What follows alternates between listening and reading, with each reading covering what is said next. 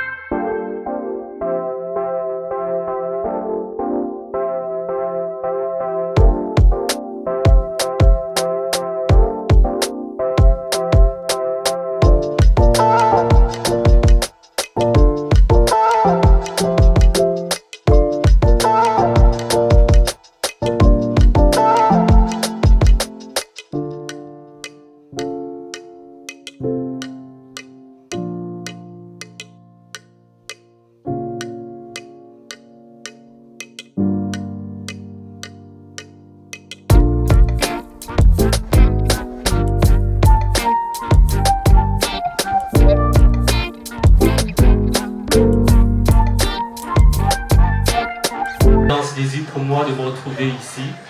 Pour rien au monde, je n'aurais manqué ce grand rendez-vous, cet événement qui draine autant pour moi les people ici à Yaoundé. Mon nom c'est le meilleur des médias, je suis journaliste, animateur, présentateur événementiel, CEO du média en ligne Maraba Cameroun.info et producteur de l'émission en ligne Lumière TV, il faut le dire, Laurentine Assiga. Elle est la présidente du réseau des journalistes culturels du Cameroun, une figure de pro de la plume et du micro au Cameroun, en Afrique, y compris Madagascar et les îles de l'océan Indien. Donc c'est tout naturel pour moi de venir ici, de l'accompagner. Merci. Je suis style designer. Je suis ici parce qu'elle est la maman des stylistes, des designers. Elle est soutien depuis des années. Et moi, je suis cette grande dame depuis le pays où j'habite. Moi, je viens des Antilles, mais je suis camerounaise. Ça fait 15 ans que j'habite en Guadeloupe. Et voilà moi ce que je fais. Je suis promotrice et ambassadrice de la culture africaine, pas seulement camerounaise, en Guadeloupe. L'une des ambassadrices, parce qu'il y en a plusieurs.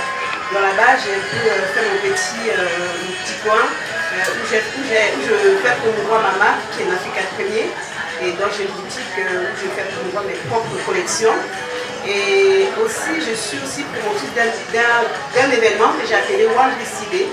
Wandissi, ça veut dire tout simplement foulard à langue d'antou. Je me suis rendu compte que nous, les Africains, on aime bien le foulard et on n'aime pas le valoriser comme il faut. Soit on le porte dans des contextes très folkloriques ou autrement. Et je me suis dit, mais pourquoi ne pas mettre cet accessoire plus haut que ce qu'on en pense, toujours mettre sur le côté, quand on dit funérailles, ou bien quand on dit mariage à thème, c'est où on pense au foulard. J'ai dit, pourquoi ne pas valoriser cet accessoire et faire un événement autour de cet accessoire. Et donc, du coup, j'ai fait la première édition en Guadeloupe où j'habite. C'était en juin 2021.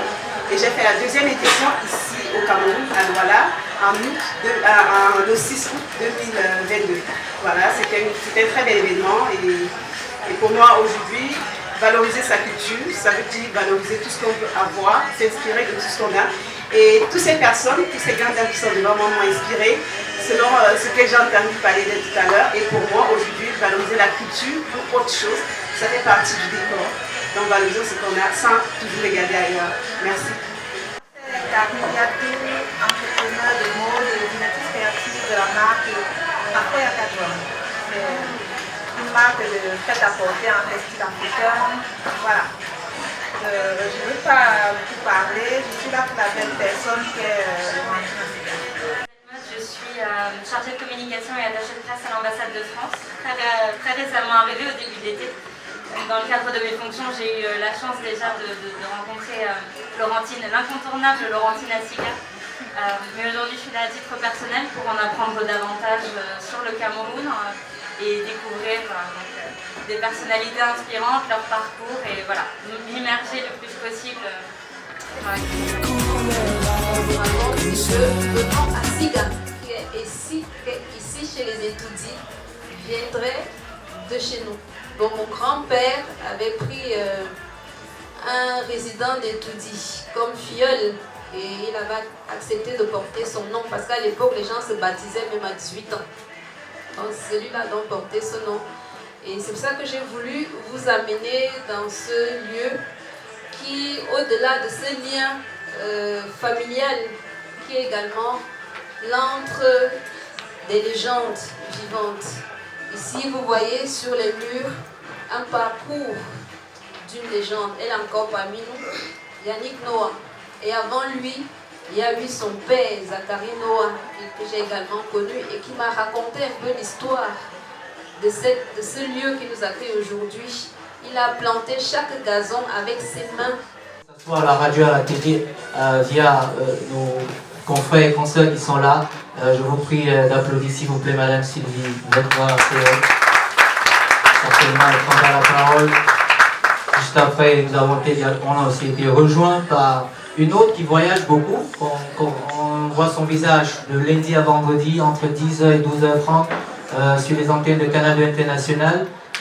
Dorette Zotou, pour ne pas la nommer, qui est aussi également une entrepreneure, une plateforme Dear Media qui traite aussi également des thématiques. Et la particularité de Dorette, je m'en vais vers elle avant de... c'est ça, c'est pour... Vous savez qu'on va voir le soleil, on s'apprête, parce que les rayons de Sanzi, là, ça brûle quand je m'apprête. Justement, j'ai voulu placer cet événement à la veille de la rentrée parce que les jeunes vont repartir à l'école. Et vous savez, cette année, il y a eu des cas de suicide parce qu'il y a eu l'échec soit au bac, soit au probatoire, soit au BPC. Et en dehors de ça, il y a également des jeunes qui sont étudiants et qui vont aussi partir à l'école en octobre. Moi, je n'aurai peut-être plus la même disponibilité parce que je suis en congé, donc j'ai profité en même temps. Donc, c'était de leur dire, vraiment, même si tu échoues, tu peux réussir.